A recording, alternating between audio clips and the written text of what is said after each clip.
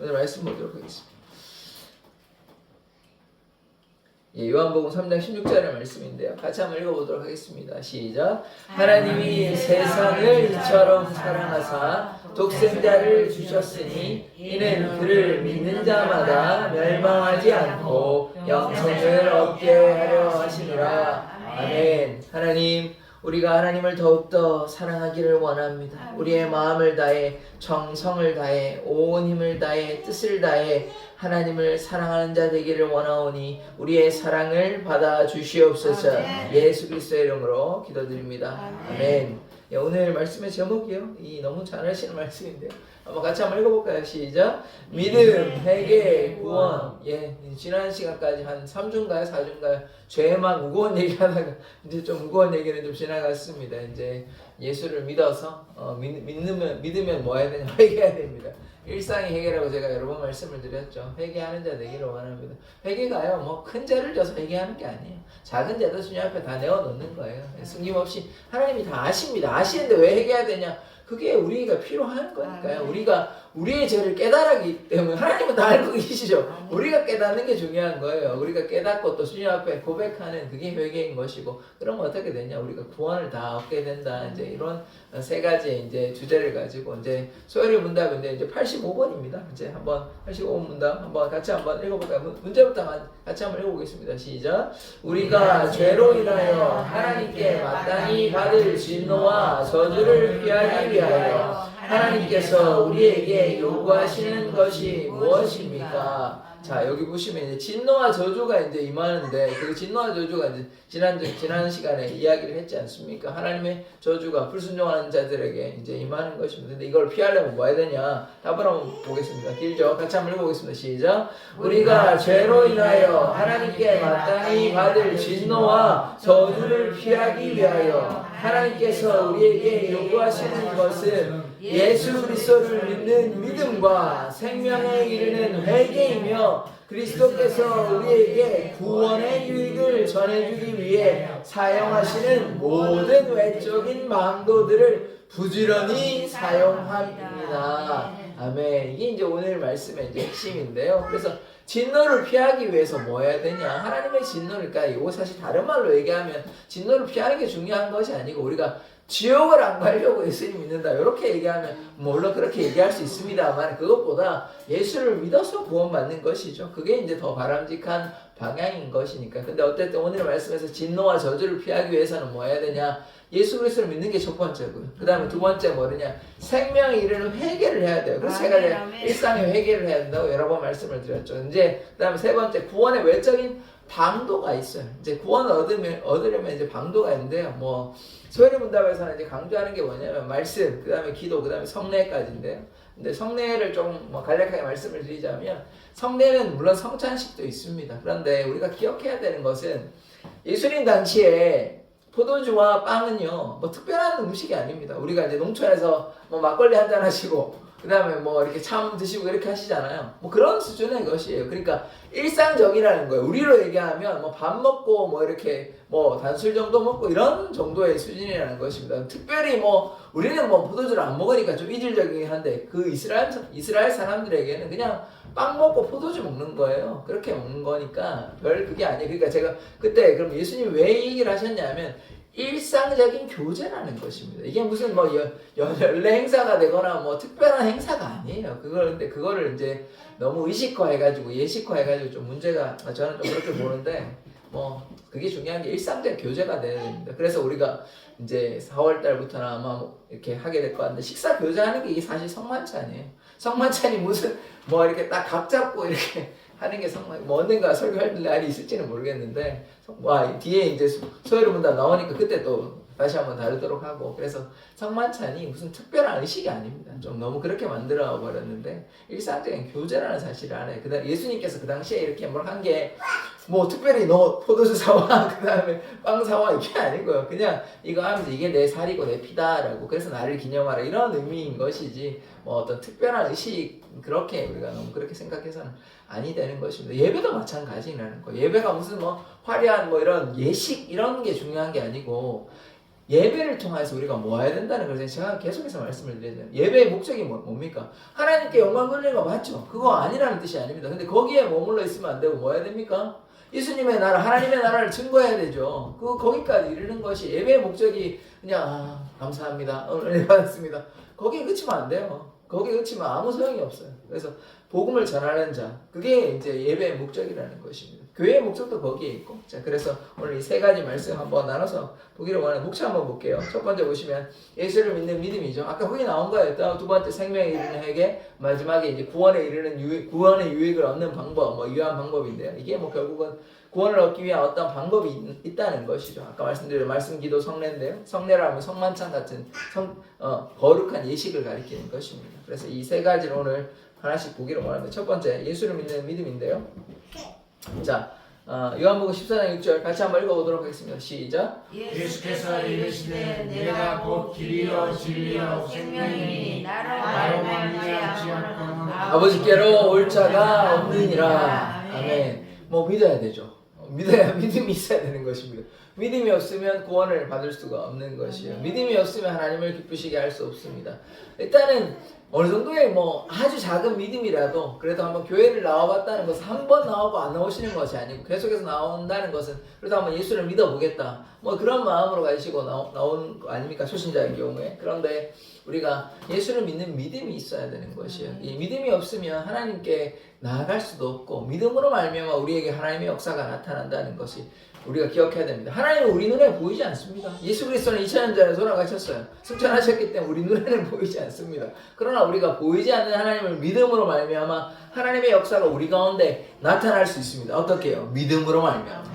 믿음이 있어야 하나님의 역사가 나타나는 것입니다. 그래서 우리가 믿음으로 주님 앞에 나아가는 자 되기를 원합니다. 예수께서 뭐라고 말씀하셨냐면 길이요 진리요 생명이라고 말씀하셨습니다. 그래서 우리가 구원받으려면 뭐 해야 되냐면 예수님 믿어야 됩니다. 예수님께서 길이요 진리요 생명이니까 하나님 아버지께로 나아가려면 반드시 예수님을 믿어야 돼요. 예수님께서 길이요 진리요 생명이시니까 다른 길은 없습니다. 오직 한 길밖에 없어요. 누구시냐? 예수님입니다. 왜 예수님을 믿어야 되냐? 예수께서 우리의 죄를 사하여 주셨기 때문에. 예수께서 어떻게 우리의 죄를 사하여 주시냐? 하나님의 본체 되시기 때문에. 하나님이시기 때문에 우리 죄를 사하여 줄 수 있는 거예요. 그냥 뭐 인간인데 우리 죄를 사할 수는 없어요. 그런 인간은 이 세상에 없어요.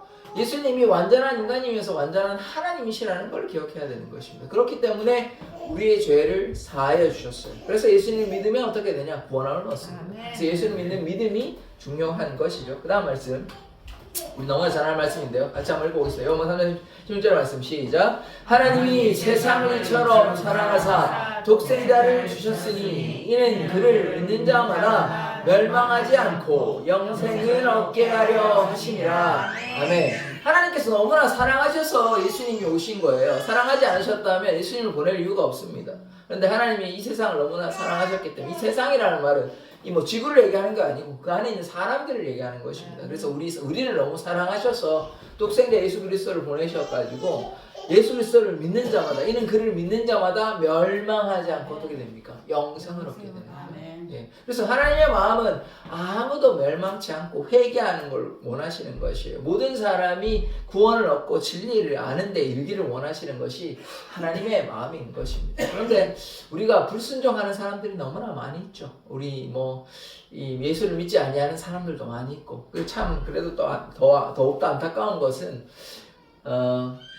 교회를 다니시지만 열심을 가지고 신앙생활 안 하는 경우도 많이 있습니다. 자, 이것도 좀 안타까운 경우예요. 그래서 우리가 주님을 향해 믿음으로 나아가야 되는 것입니다. 일상적인 교제가 되어야 돼요. 예배는요, 일상적인 교제입니다. 우리 한번 고백해 볼까요? 예배는 일상적 교제이다.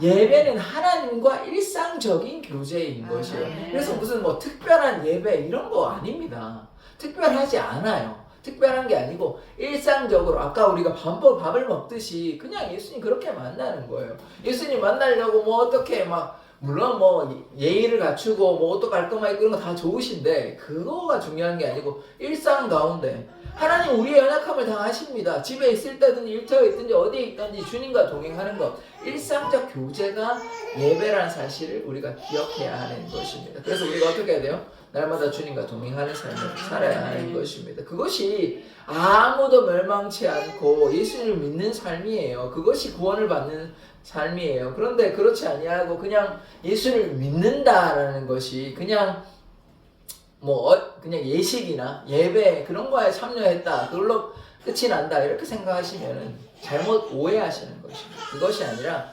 일상적으로 주님과 동행하는 삶을 사시기를 원합니다. 자, 그 다음 말씀 한번 보도록 하겠습니다. 사도행전 16장 31절의 말씀인데요. 한번 같이 읽어보도록 하겠습니다. 시작. 이르되 주 예수를 믿으라. 그리하면 너와 내 집이 구원을 받으리라 하고. 아멘. 지금 다 예수님을 믿는 믿음에 대해서 얘기하고 있어요. 주 예수를 믿으면 어떻게 됩니까? 너와 내 집이 구원을 받는다. 이거 사도행전은 어떤 내용이냐면, 왜 맞고 바울이 이제 들어갔는데 어떻게 됩니까? 바울과 신라가 들어갔는데 감옥의 간수가 나중에 이제 지진이 일어나니까 놀래가지고 그래가지고 예수님 믿게 된 것 아닙니까? 그래서 그 간수만 믿은 게 아니라 간수의 가족들도 구원을 받게 되는 놀라운 역사가 나타나게 되는 것이에요. 그래서 뭘 얘기하냐면 주 예수를 믿으라. 그리하면 너와 내 집이 구원함을 얻는다는 것입니다. 그래서 우리가 어떤 사람이 되냐? 축복의 통로가 되는 것이에요. 구원의 통로가 되는 것이에요. 우리를 통해서 다른 사람들이 예수를 믿지 않습니까? 선교사님이 만약에 그때 당시만 해도 조선이었으니까 조선에 만약에 오지 않았다면 어떻게 되겠습니까? 다른 선교사님은 왔겠지만 다른 선교사님도 안 왔다면 누가 와야 되겠습니까? 누군가는 와야 되겠죠. 그분이 어떻게 됩니까? 구원의 통로, 축복의 통로가 된 것 아닙니까? 우리를 통하여 우리의 가족이 구원을 받는 것이에요. 우리를 통하여 이웃이 구원을 받는 것입니다. 그래서 우리가 주 예수를 믿을 때 이런 구원의 역사가 나타날 줄 믿습니다. 자, 그 다음에 생명에 이르는 회개인데요. 마태복음 3장 2절의 말씀 같이 한번 읽어보도록 하겠습니다. 시작. 회개하라, 천국이 가까운 왔느니라 했으니. 아멘. 이게 누가 얘기한 거냐면 세례 요한 아시죠? 요단강에서 세례 받고 6개월 전 이렇게 태어난 그 세례 요한하고 예수님도 똑같은 얘기 하셨어요. 회개하라, 천국이 가까웠느니라. 그래서 우리가 뭐 해야 되냐면 회개해야 됩니다. 회개해야 돼. 회개를 아까도 말씀드렸지만 일상적인 회개가 돼야 됩니다. 우리가 범죄할 수 있잖아요. 세상에 완벽한 사람은 아무도 없어요. 그럼 우리가 범죄할 때마다 어떻게 해야 되냐? 회개하면 됩니다. 회개를 부담스러운 일로 생각하지 마시고 그냥 우리 배고프면 밥을 먹듯이 잘못했으면 그냥 잘못했다고 얘기하면 되는 것이. 그러니까 이게 뭐냐면 사실은 뭘 이렇게 회개를 해야 되나 이런 생각하시기 쉬운데 그게 아니라 그만큼 죄를 경계하는 거예요. 범죄하지 않도록 주님 앞에 내가 바르게 살려고 노력하는 태도인 것이거든요. 그래서 회개를 이렇게 쌓아놓고 회개하는 것이 아니라 내가 주님을 날마다 의식하고 내가 주님 앞에 범죄하지 않으려고, 범죄할 때는 내가 주님 앞에 잘못했다고 고백하는 그런 삶이 되는 것이. 그러니까 결국 내 삶에 지금 주님이 나와 함께 있다. 내가 내 삶의 주인이 돼서 내 마음대로 살아가는 것이 아니라 주님께서 나와 함께 있다. 이것을 자각하는 것입니다. 그래서 우리가 일상적으로 회개해야 되는 것이요. 회개하면 어떻게 돼요? 천국이 가까이 오는 것입니다. 천국이요, 공간적 개념이라고 제가 여러 번 말씀드렸지만 공간적 개념뿐만 아니라 또 뭡니까? 관계예요, 관계. 하나님과의 나와의 관계. 그러면 하나님이, 전능하신 하나님이 내 안에 계시잖아요. 천국도 내 안에 있는 것이에요. 회개하면 우리가 주님의 성전 아닙니까? 성령의 전 아닙니까? 예수께서 내 안에 거하시는 것이에요. 그래서 회개하면 누가 내 안에 계시는 것입니까? 예수님께서, 성령께서 우리 안에 계시는 것이에요. 그래서 회개하라, 천국이 가까웠다는 것은 우리가 당장 회개하시고 천국 간다 이런 뜻이 아니라 지금 이 땅에 살고 있지만 우리가 주님과의 관계, 주님과의 동행하고 있는 삶을 살아가잖아요. 그게 뭡니까? 그게 천국이에요. 천국이 만약에 공간만 있고 예수님은 존재하지 않으시고, 그러니까 하나님은 존재하지 않으시고 그냥 공간만 있다고 얘기하면 그 천국은 아무런 의미가 없는 것입니다. 여러분, 이 세상에 잘 먹고 잘 살려는 이유가 뭐예요? 좀 인간적인 이유를 할 때 좀 다른 사람들과 행복하려고 하는 것이지, 여러분이 이 세상에 혼자 산다고 한번 생각해 보십시오. 무인도에 혼자 사는데 비교가 할 게 있고 행복할 게 있겠습니까? 아무것도 없겠죠. 그리고 너무 외롭지 않으시겠습니까? 그러니까 제가 이 얘기를 왜 하냐면 천국 갔는데 하나님이 안 계시면 똑같다는 거예요. 무인도에 우리 혼자 살면 아무 재미가 없잖아요. 재미도 없을 뿐만 아니라 인생에 의미가 없어요. 너무 쓸쓸하고 외로워요. 힘들어요. 근데 천국 갔는데 하나님이 없으면 우리의 인생이 이와 같이 허전하고 아무런 의미가 없는 것이에요. 그래서 제가 무슨 얘기를 하냐면 천국은 결국 하나님과의 나와의 관계예요. 관계. 하나님이 있어야 천국의 의미가 있는 것이지 천국 갔는데 하나님이 아무래가 그런 일이 없지만 하나님이 안 계신다면 천국은 아무런 의미가 없는 것이에요. 뭐 보석이 반짝반짝하든 뭐 아무리 화려하든 아무런 쓸모가 없어요. 하나님이 안 계신대요. 그래서 이 땅에 우리가 하나님과 동행한다면 그게 천국이라는 것입니다. 그게 이어지는 거예요. 일상적 교제가 천국까지 이어가는 것이지 평소에 주님을 찾지 않는데 어떻게 구원을 받는다고 생각하십니까? 그래서 제가 늘상 얘기하는 게 일상적으로 주님과 교제하셔라. 그것이 그것이 천국 가는 비결이고 이미 일상적 교제하면 그게 이미 천국이라는 것이에요. 그게 하나님이 계시잖아요. 하나님이 내 마음에 계시고 내가 하나님을 향해 나아가고 있잖아요. 지금 완전한 천국은 아니지만 그래도 우리가 주님을 향해 나아가고 있지 않습니까? 좁은 길로 나아가고 있지 않습니까? 그것이 하나님께서 우리를 이끌어 가시는 그 길이기 때문에 우리가 그렇게 순종하기를 원합니다. 그 다음 말씀 누가복음 13장 4절에서 5절까지의 말씀인데 같이 한번 읽어보도록 하겠습니다. 시작. 또 실로암에서 망대가 무너져 치어 죽은 18사람이 예루살렘에 거한 다른 모든 사람보다 죄가 더 있는 줄 아느냐? 너희에게 이르노니 아니라 너희도 만일 회개하지 아니하면 다 이와 같이 망하리라. 아멘. 예수님께서 하신 말씀이거든요. 근데 제 끝에 뭐라고 하냐면 너희도 회개하지 아니하면 이와 같이 망한다고 얘기합니다. 망한다는 거는 단순히 육신이 망하는 걸 얘기하는 것이 아니겠죠.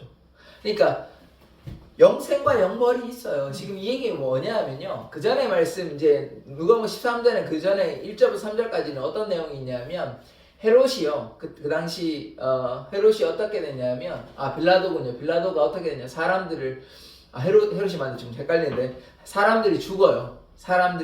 그러니까 뭐 그 당시에 반역을 일으켰는지 설명이 성경에 명확히 나와 있지는 않습니다. 근데 사람들이 한 수십 명의 사람들이 죽어요. 그래서 뭐 반역 때문에 그런 것 같은데 그렇게 죽고 또 그 다음에 이제 4절부터 5절 이 말씀 뭐냐면 망대가 무너져가지고 죽어요. 이 둘 다 이 죽는 게 무슨 이들이 심각한 잘못을 저질렀다 이렇게 생각하기 쉬운데 그게 아닙니다. 그것이 아니에요. 그래서 이들과 같이 이 망하는 모습들을 보면서 예수님이 뭐라고 얘기하냐면 너희도 이렇게 회개하지 않으면 저들과 같이 망한다 이렇게 이제 비유적으로 경고하는 말씀이거든요. 그래서 그들이 뭐 굉장히 심각한 잘못을 저질러서 그렇게 된 것이 아닙니다. 우리가 어떤 고난이 있고 또 어떤 안 좋은 일이 있을 때 뭐 그것이 하나님의 꼭 심판을 받아서 그렇다 우리가 그렇게 볼 수 있는 것이 아니에요. 뭐 그런 경우도 있을 수는 있지만 항상 그런 건 아닙니다. 그래서 이것도 마찬가지인 거거든요. 그러니까 뭐 반역 일으키는 게 그러니까 뭐 로마 입장에서 봤을 때는 못마땅하죠. 잘못한 거죠. 그런데 이스라엘 입장에서는 얼마든지 할 수 있는 것 아닙니까? 그러면 우리 일제시대 때 우리는 뭐 가만히 그냥 계속 고통받고 있어야 돼요. 독립한 사람들, 독립을 위해서 애쓴 사람들이 잘못한 사람들이 아니잖아요. 그러니까 그 사람들이 잘못한 건 아닌데 근데 그것 때문에 이제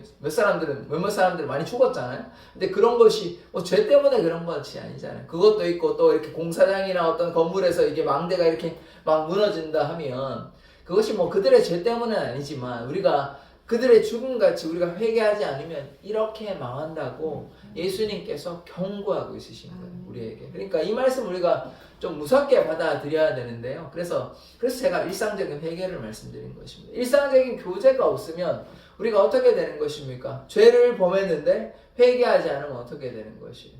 주님께서 우리가 회개할 때 우리의 죄를 용서해 주시지 우리가 회개하지 않는데 주님께서 우리의 죄를 용서하시지 않습니다. 그럼 우리에게 뭐가 있죠? 죄가 계속해서 있죠. 죄가 있으면 하나님의 나라 들어갈 수 있습니까? 안 되죠. 안 되는 것입니다. 그래서 회개하지만 않으면 이와 같이 망한다고 얘기하는 것이에요. 그래서 제가 말씀드리는 것이 일상적으로 회개해야 된다. 여러분이 범죄할 때마다 누구나 범죄하면 저도 마찬가지고 그렇게 할 때마다 주님께 회개하면 됩니다. 그리고 그렇게 하다 보면 이제 뭐 부끄러워서 좀 덜 범죄한다든지 좀 찔림이 있으시니까 저도 마찬가지고 그러니까 덜 하려고 좀 애쓰겠죠. 주님 말 계속하기 부끄러우니까. 그렇지만 우리가 또 어쩔 수는 없는 거예요. 뭐 완벽한 인간은 완전히 의로울 수는 없기 때문에 그럴 때마다 주님께 회개하면 되는 것입니다. 그래서 우리가 무섭고 떨림으로 나아가야 되지만 그것을 너무 이제 두려워해가지고 막 피하는 것이 아니라 주님 앞에 담대하게 나아가시기를 원합니다. 하나님은 우리의 친구 되신다는 것을 기억하셔야 돼요. 친밀함도 있어야 돼요. 하나님을 두려워하고 경외하는 마음도 있어야 되지만 하나님과의 친밀함도 우리에게 필요한 것입니다. 그래서 두려워하지 마시고 주님께 그렇게 믿음으로 나아가기를 원합니다. 그 다음 말씀이요. 사도행전 11장 18절의 말씀인데 같이 한번 읽어보겠습니다. 시작. 하나님께서 이방인에게도 얻는 회개를 주셨도다 하니라. 아멘. 이 장면이 어디냐면요.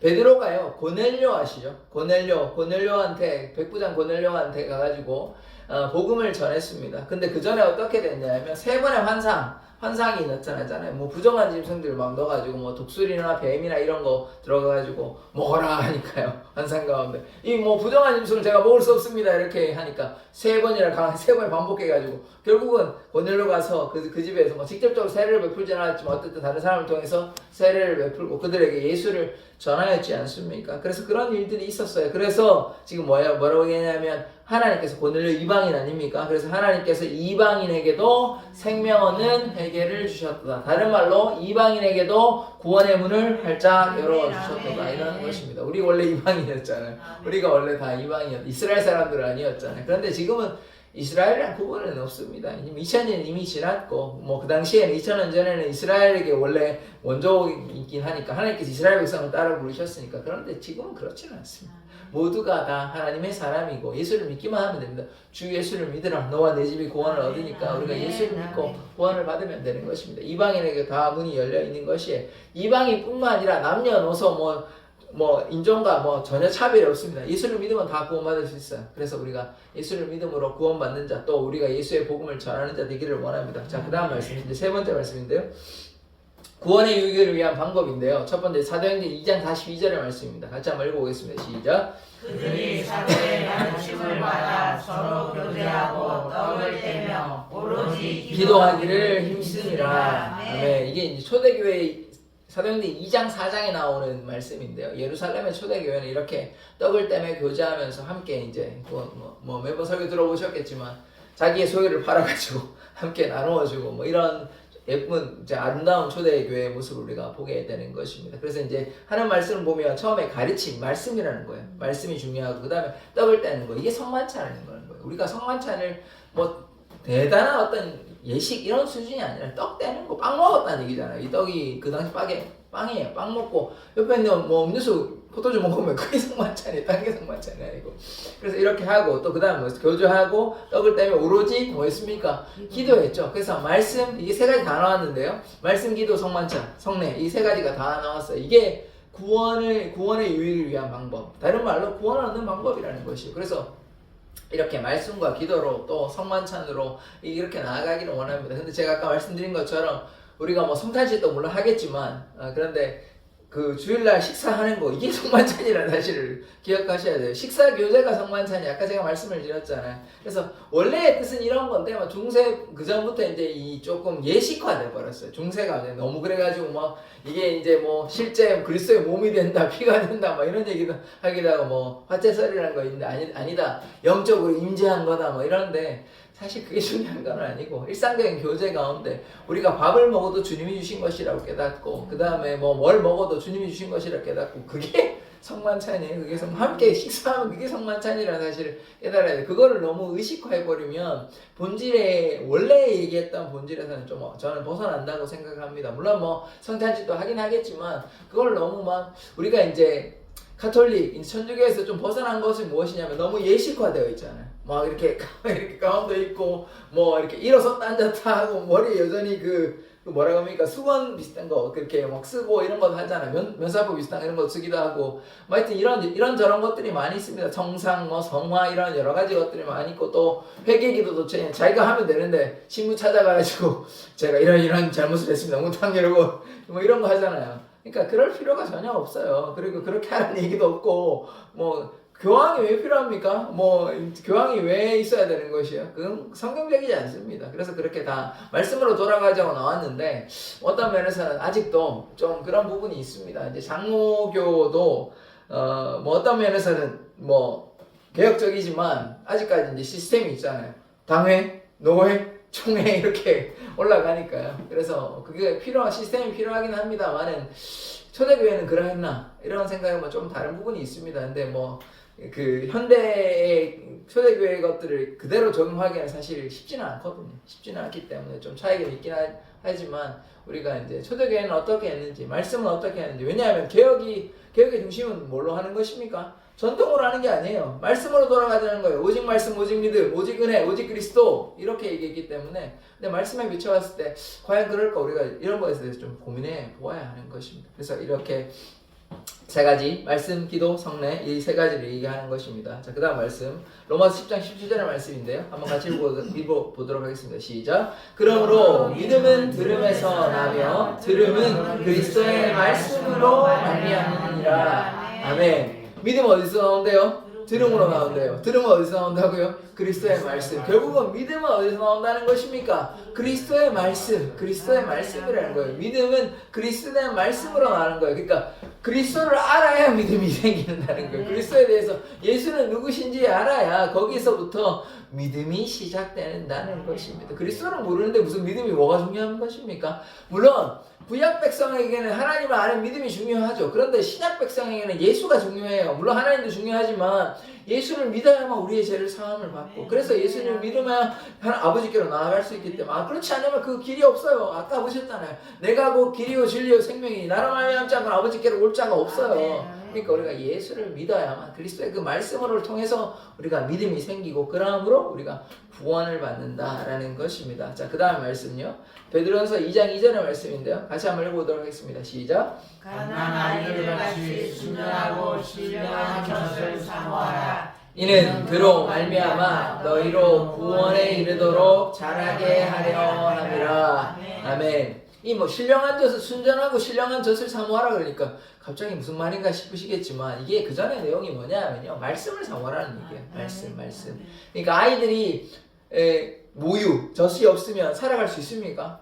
아기들이 살아갈 수 없죠. 처음에는 이게 필요한 것 아닙니까? 그 당시에 뭐 분유가 있었던 것도 아닐 테고, 그러면 엄마의 모유는 반드시 필요한 것입니다. 마찬가지로 우리에게 말씀이 아이에게 모유가 되듯이, 아기에게 모유가 되듯이 우리에게도 이 순전하고 신령한 생명의 양식이라는 것을 우리가 기억해야 되는 것이. 그래서 말씀을 어떻게 해야 돼요? 가까이 해야 됩니다. 말씀을 꼭 가까이 하셔야 돼요. 왜냐하면 그래서 제가 이제 이런 말씀 종종 드리잖아요. 부흥회 좋습니다. 뭐 수련회도 좋습니다. 다 좋아요. 좋은데 부흥회와 수련회의 장점과 단점은 뭐냐면, 부흥회와 수련회는 몰아서 막 해가지고 집중적으로 막 기도하고 은혜도 있습니다. 그래서 축복도 받고 은혜도 받고 또 변화 회개도 하고 뭐 이런 것이 있어요. 그런데 일상으로 돌아오면 어떻게 됩니까? 그 믿음이 유지됩니까? 은혜가 유지됩니까? 다 날아가 버려요.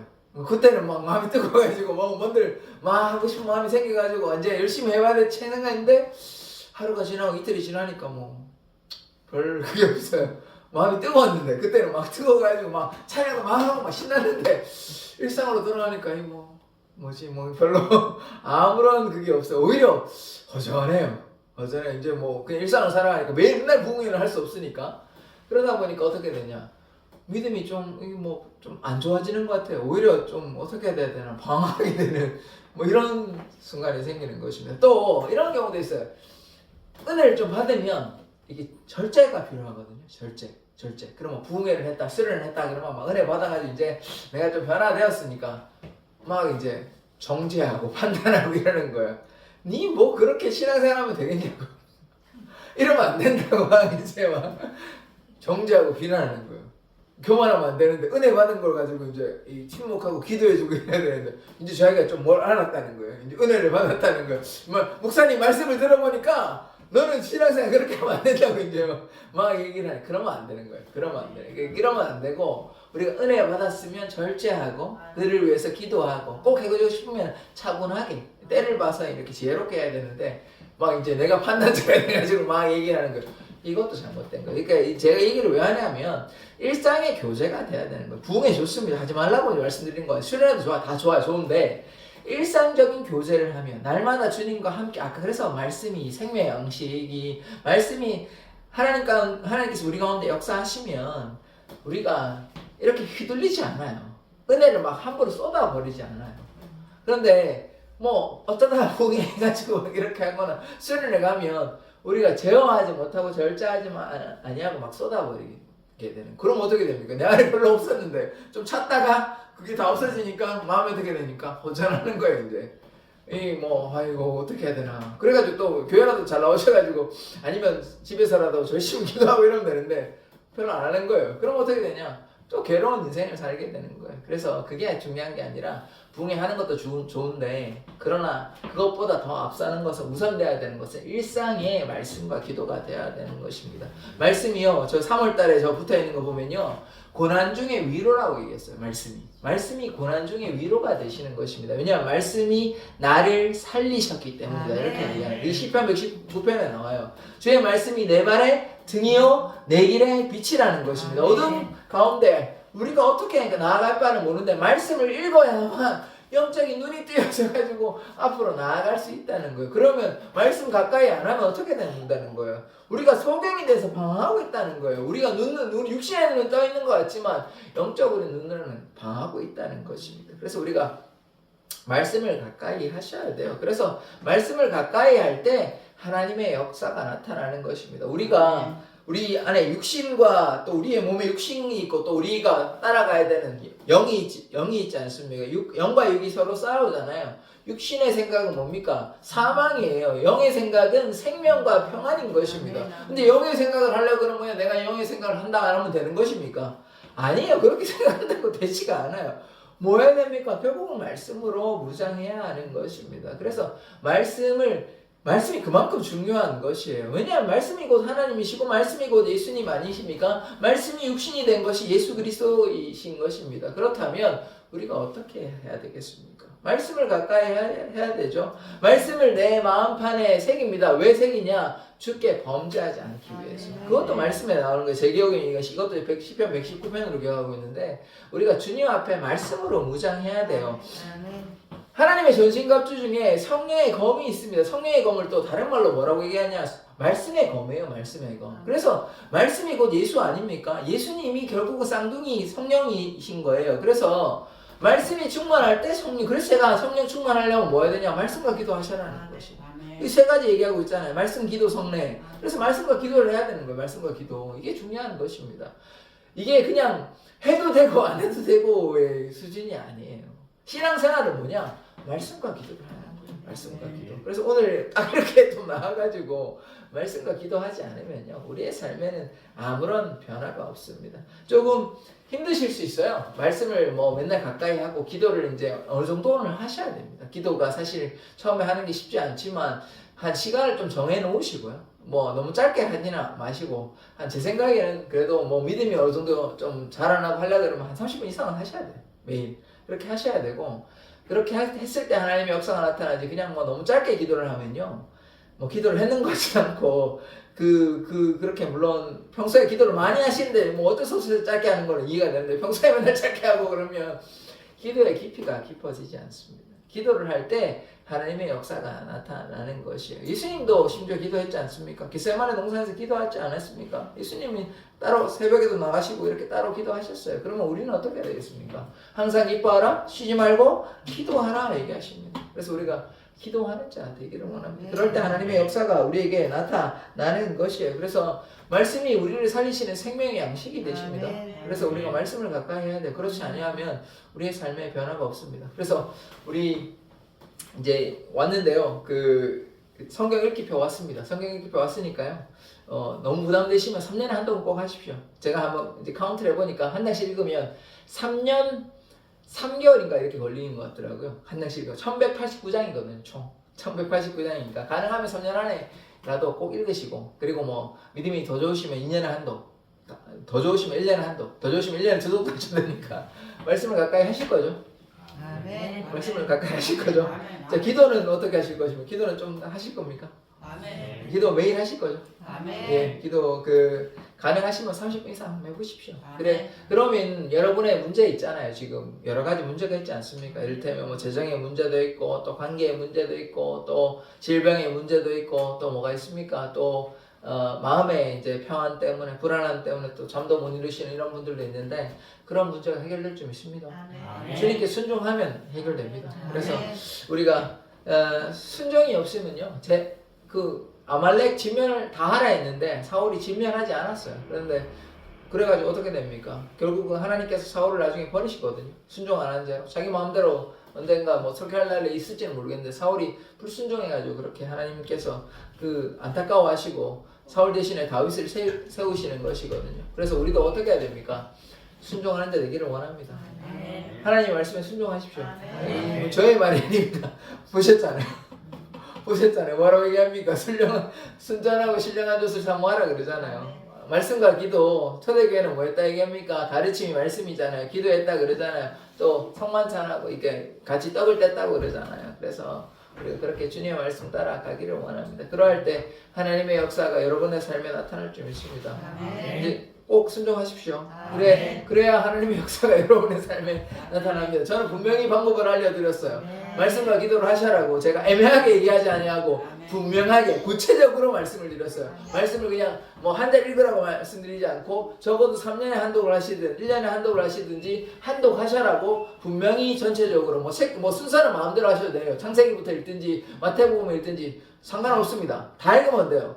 읽는 게 중요한 거예요. 읽는 게 중요한 거예요. 여러분들이 뭐 목회자가 되시고 설교하실 거 아니잖아요. 그러니까 읽는 게 중요한 거예요. 그렇게 하나님 가까이 하는 거니까 말씀 읽고 기도하는 자 되기를 원합니다. 기도하겠습니다. 하나님, 우리가 주님의 은혜와 사랑 가운데 거하는 삶이 되기를 원합니다. 예수 그리스도를 향한 믿음과 생명에 이르는 회개와 구원의 유익을 위한 방법으로 말씀과 기도와 그리고 성례로 주님 앞에 나아가는 자 되기를 원합니다. 우리의 삶에 함께하여 주시고 우리의 여러 가지 문제들이 있습니다. 주님께서 고쳐주시고 은혜와 사랑을 베풀어 주시고 이제 순종함으로 주님 앞에 나아갑니다. 말씀과 기도로 무장하여 주님 앞에 나아가오니 우리의 기도를 들으시고 우리가 주님께 순종함을 들으시고 우리의 삶에 하나님의 은혜와 사랑을 베풀어 주시옵소서. 감사드리며 예수 그리스도의 이름으로 기도드립니다. 아멘.